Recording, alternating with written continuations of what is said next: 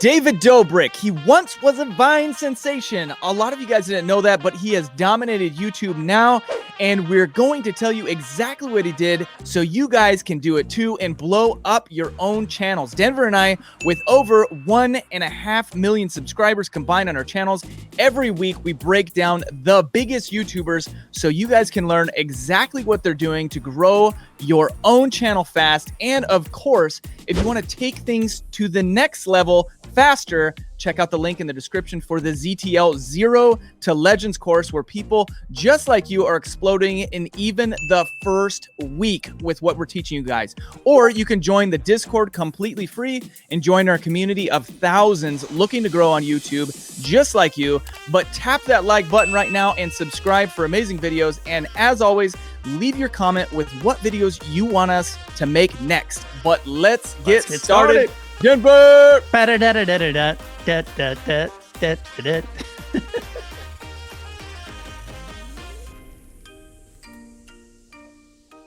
right, let's get started, guys. So the first thing about David Dobrik that we have to talk about is he came over to YouTube kind of with the following already. Now, why this is important to you and how you can do this yourself. YouTube is the big platform right now, right?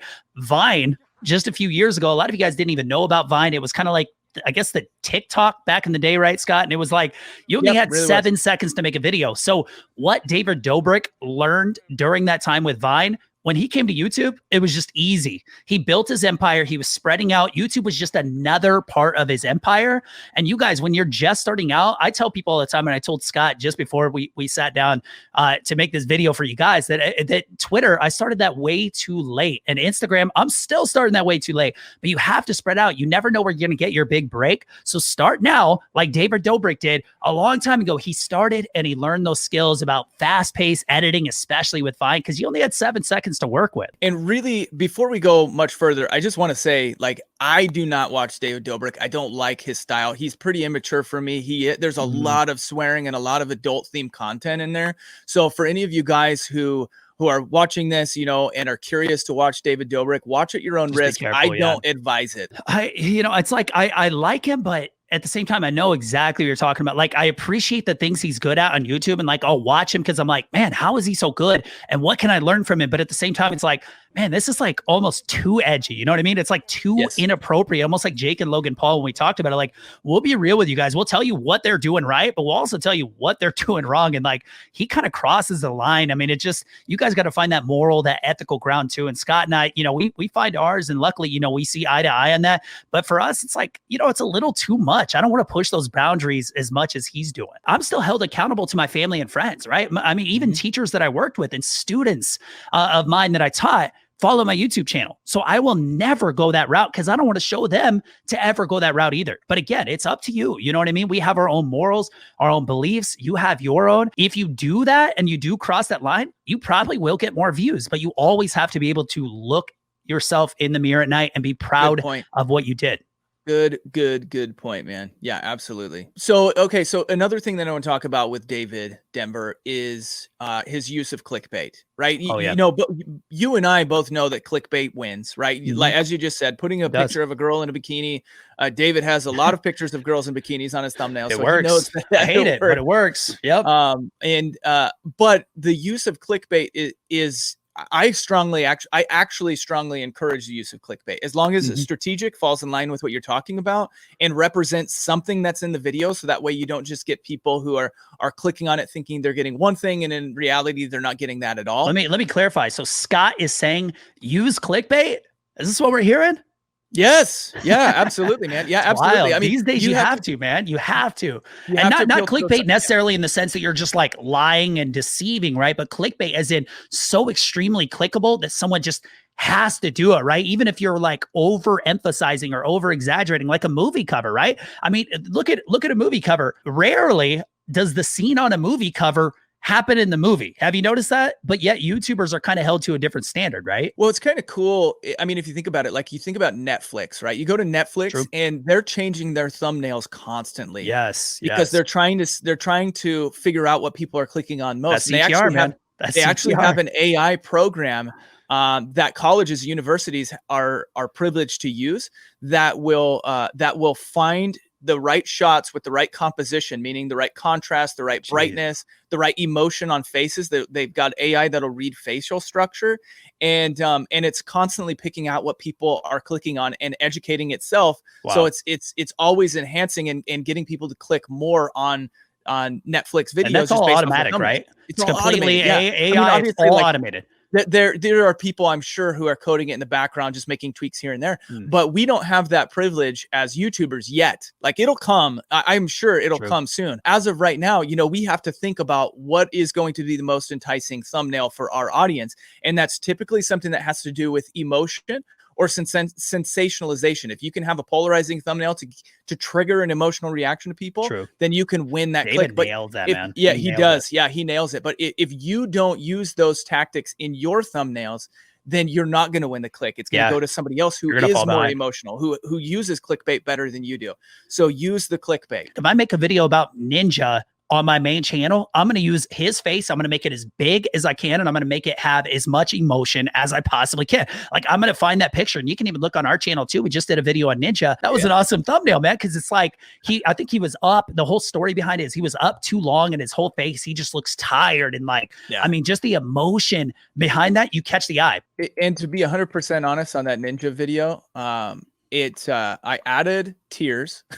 So, the tears look good, man. Like he's sad. Yeah, and then obviously I mess with the composition to make him look even more ill or sicker. Than he typically is.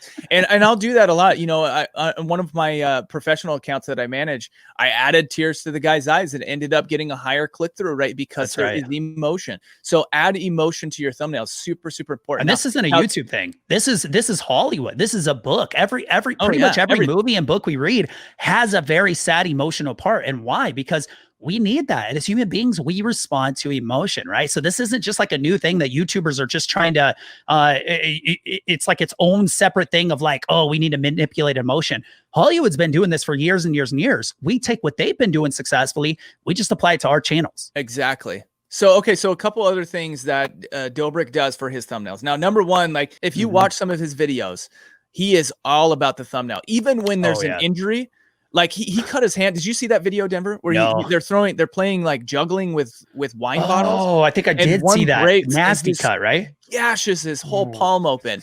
And then he stops and he's like, hurry up, everybody, get around here. We got to do a thumbnail real quick. That's and right. He's bleeding everywhere. And then all of his friends come around. They all have their cameras out.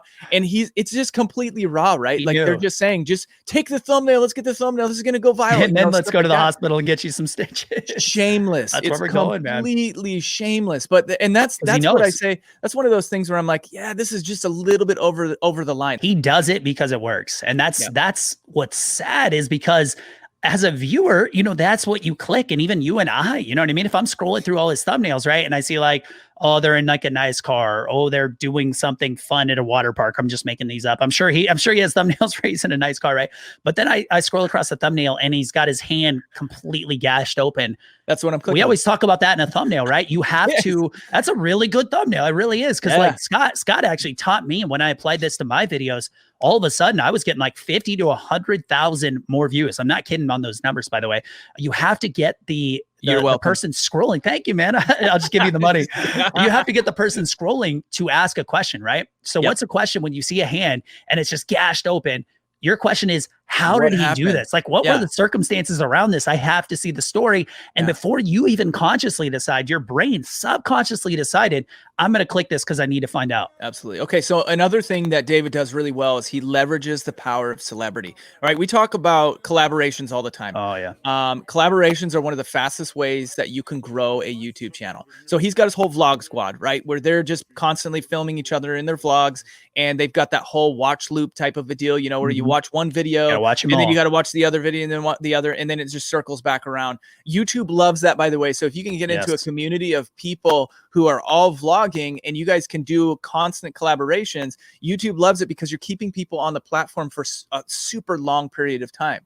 The longer you keep people on YouTube, the better it is going to be for your channel. True. David does that. He kills it with the vlog squad. But not only that, but he lives in LA. He has contacts with major celebrities. Like he had Kevin Hart on his channel where he had a snake in the car and freaked him out. He had Kylie Jenner. Did you watch that, man? John Stamos. I didn't see that one, but I just watched the John Stamos one, and I'm just like, man, how does he know all these people? And like Drake and Josh, the old Disney show, right? I think it's Josh that he always has on his videos, like as a recurring guest. And like, I mean, it's crazy how many people he gets on his videos, man. Yeah.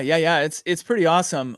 So there's always like the power of leveraging a big celebrity because you want to see them behind the scenes. If you don't have the power of a big celebrity, I highly recommend that you form relationships with other YouTubers that you can do collaborations and get that extended watch time that we were talking about. Yeah, I met some of my best friends on YouTube just by slowly building up collaborations. And we've mentioned this before, but we can go deeper each time. Always bring something to the table if you want a collaboration, right? So like think about David Dobrik and like the 12 people, the vlog squad that he has, right? He brings a lot to the table. They're bringing a lot to the table.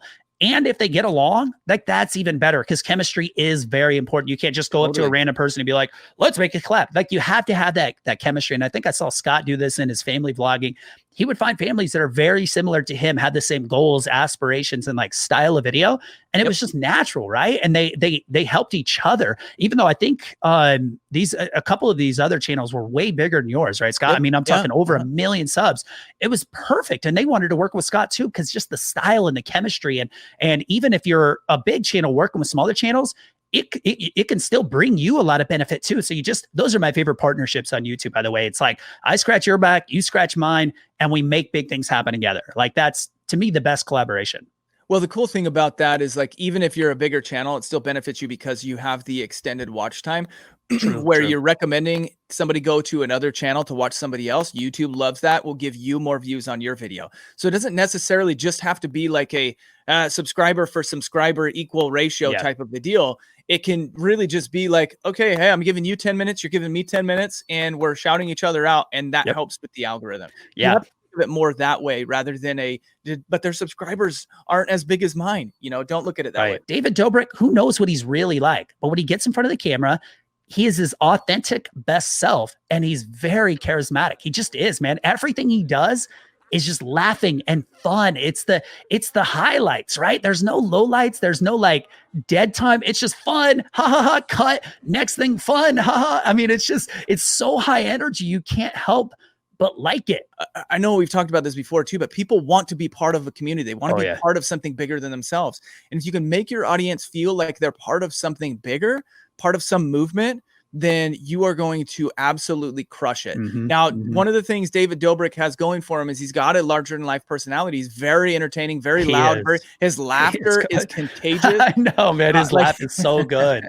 Love it. So I guess what I'm trying to say is he definitely has that X factor for taking things to the next level on YouTube. So if you want to have that X factor too, you have to find your most entertaining version of yourself. Not a fake version of yourself, just the stand up, shout, get your hands in the air, the most energetic version of It'll happen. It takes time. Someone else. I mean, it takes a while. And I actually, I just watching Scott's videos, and I don't know if a lot of you guys know this and people who follow my channel, a big reason why I got into YouTube, and maybe the entire reason, is I saw Scott having fun on YouTube with his family. And I watched you, Scott. And I think I've said this several times. Like, I remember telling you one time, because I just sensed it, right? Viewers can sense this.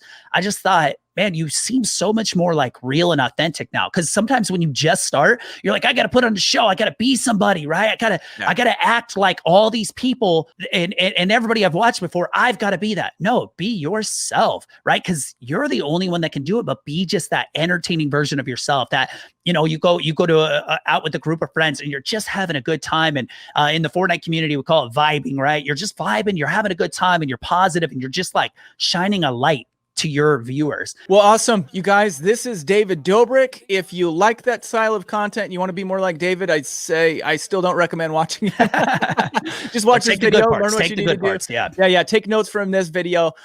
Make sure you click that link in the description below if you're interested in taking your channel to the next level with the ZTL Zero to Legends. Blow you up. Blow you up. If you're not, just come over and join the Discord, ask your questions, join the community. We've got a lot of like-minded creators that are in there. A place where you guys can find collaborations. You can learn about thumbnails. You can learn about editing, all that kind of stuff. So thanks for watching, you guys. Make sure to hit that subscribe button. We'll see you on the next video. See you next video.